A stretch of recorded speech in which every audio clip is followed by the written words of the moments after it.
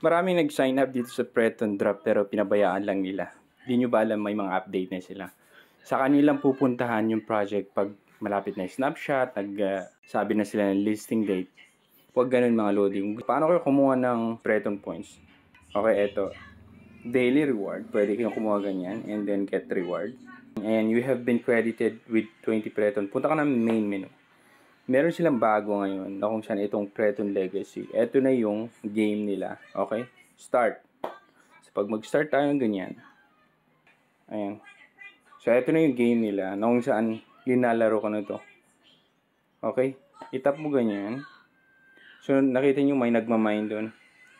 Muntik na mapuno. Storage volume 1848 to 4,500.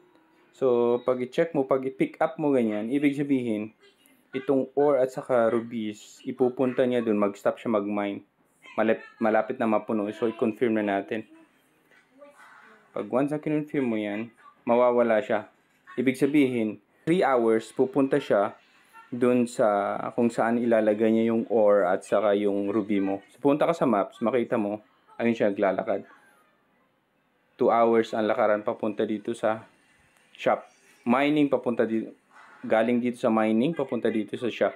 Okay, ngayon, habang naantay yan, 2 hours, 3 hours, check mo.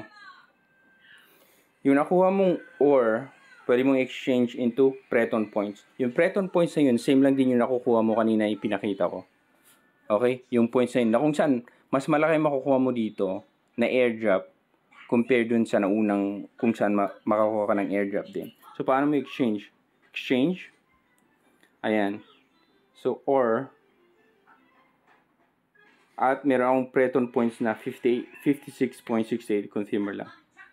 Ayan. Na-convert na natin.